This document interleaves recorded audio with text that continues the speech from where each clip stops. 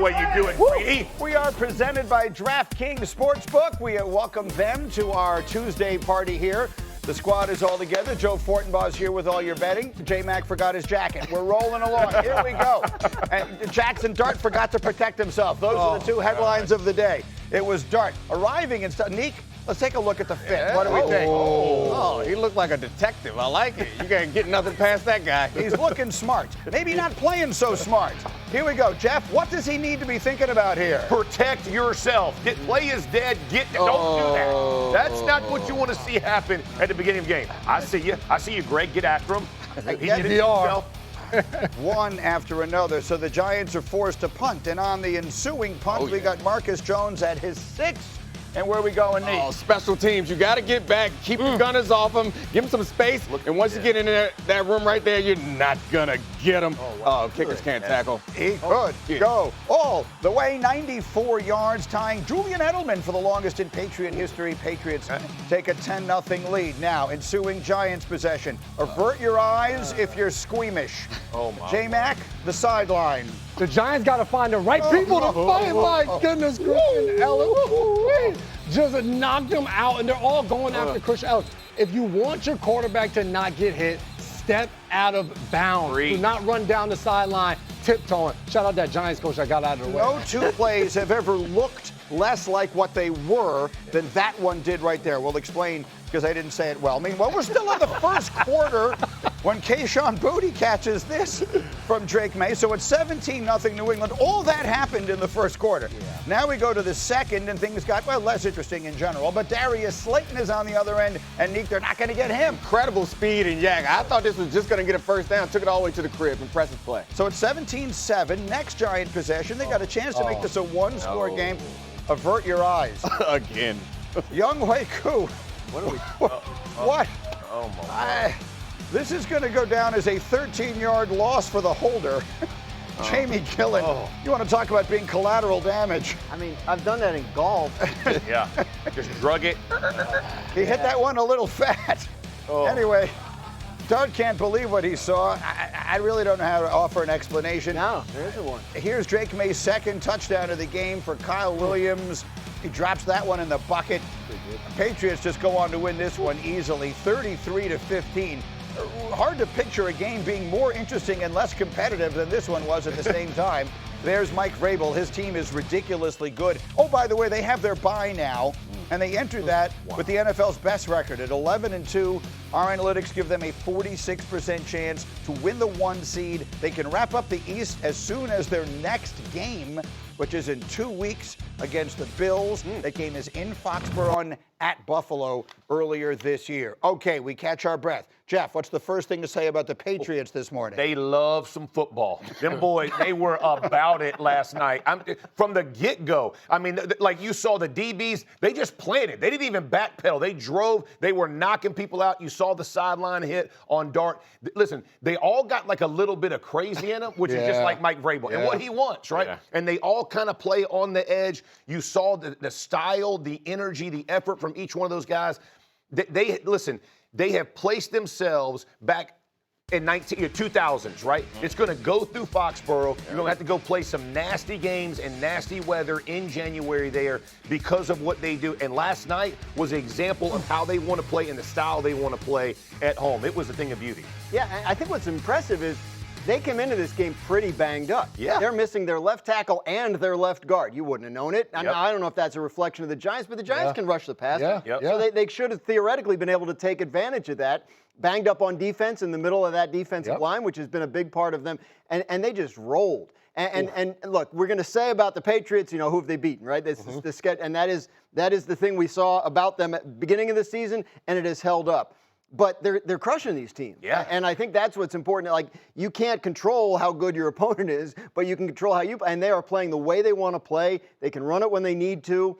Drake May can make any throw, and I mean, they like to hit. We're at the point where all the experts are running out of reasons to continue to knock this Patriots team and give you reasons why they can't win the AFC and can't contend for a Super Bowl in this year. This is a team that hasn't lost a game since week 3 when they lost to the Steelers, where they have 5 turnovers and still had a chance to win that football game. So when you look at the way Drake May is playing on the offensive side of the ball, how he's throwing the deep ball, and then defensively, they're getting after teams. So I'm looking at this team, and you look across the AFC. Who's the team that you're saying, you know what, New England can't do it because they have no way of beating the Ravens? Who is it, the Colts? Like, no, these teams. They already beat the Bills. They've already beat the Bills, so you're running out of reasons. The last game they lost, it was still summer. They have not lost since the autumnal equinox, because it was September 21st. Think how long ago that feels like. Think how cold it is outside right now. They haven't lost a game since then. And I also think that, to J-Mac's point, that they also are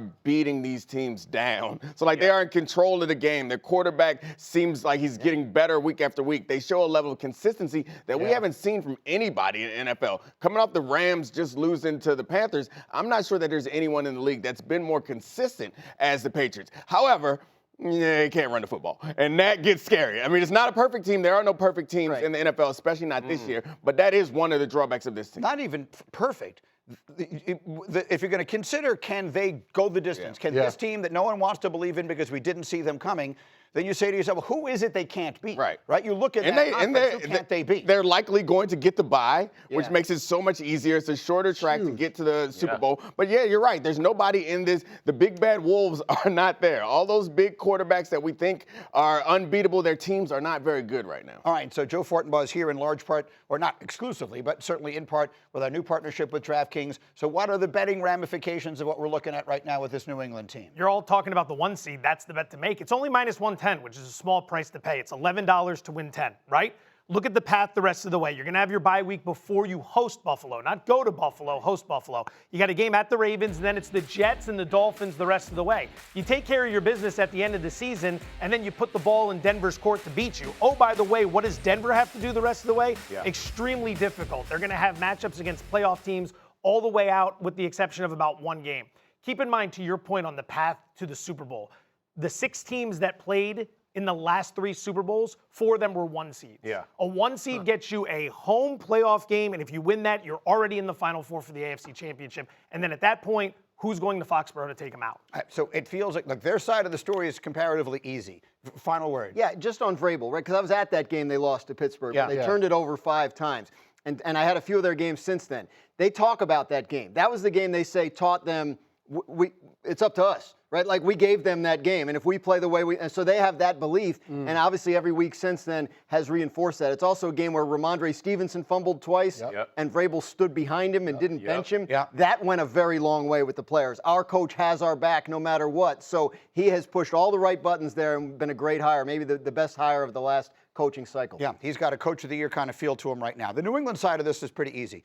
The Giants, for a team to be as bad as they are and yet as interesting as they are, is a pretty tough trick to pull off, but they've managed to do it. So you saw Jaxson Dart. The big story coming into this game was, is he going to protect himself more? Is he going to be more cognizant of not taking big hits? Well, he showed you on the field that he wasn't thinking about that at all, and then he doubled down after the game. Listen. This is football. Like, I'm going to get hit if I'm in the pocket or outside the pocket. Like, I feel like I've played this way my whole entire life. This shouldn't be like any shocker to anybody if you've followed along with my career. We're not playing soccer out here. Like, you're going to get hit.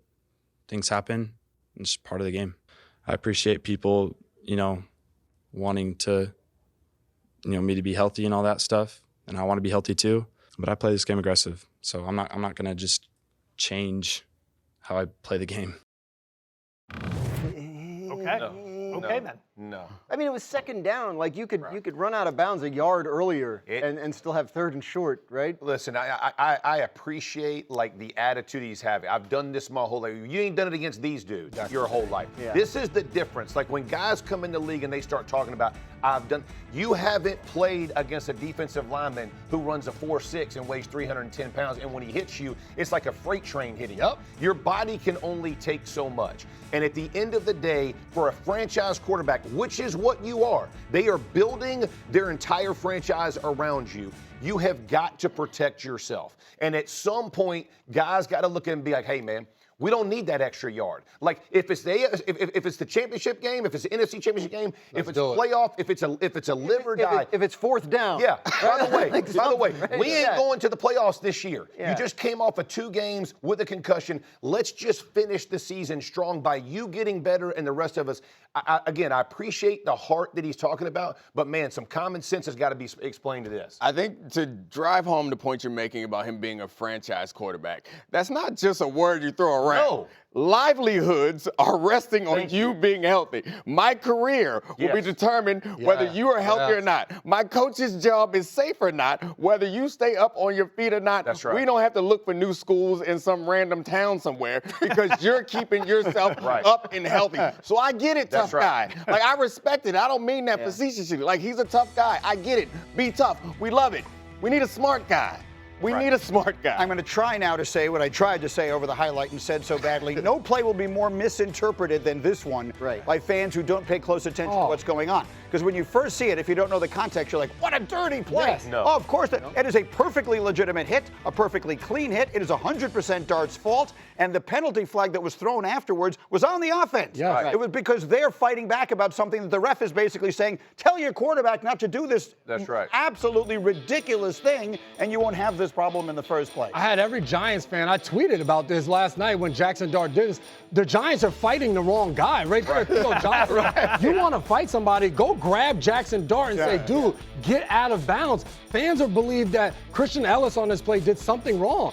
You are taught, especially as a linebacker, not only are you hitting people, you are a tone setter. This is early on in the game going against a lesser opponent. That is your opportunity to go and get a clean shot on their quarterback. If he's going to allow it, you damn sure better take it or you're going to be off the field. How many chances do you get to hit the quarterback that hard? Well, you're going to take it. If you're playing Jaxson Dart, you're going to get a number of opportunities. But that's the thing. Like, that's what he'll learn, right? Like, on that play. It was 2nd and 13.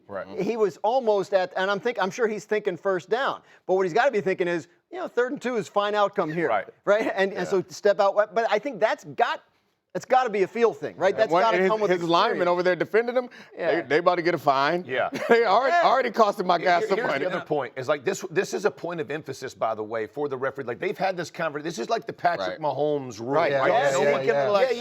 Stop getting to the sideline and then sprinting for 5 more yards, right? So they've made everyone aware. If you start to tiptoe, you're going to catch it, and they catch it. And again, from Jaxson Dart.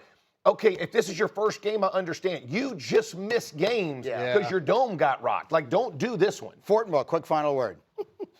I love it. I think we're going to set a record for how many times we show this highlight because you've already run it 15 and it's not getting old. Keep it going, please. Keep going. Joe's like, I'm again, entertained. They're the most interesting, terrible team. Here it comes again. One more look. One more gratuitous look at the quarterback. Get out of bounds, get out of bounds, get out of bounds. That time I thought he was going to get out. It's your own fault.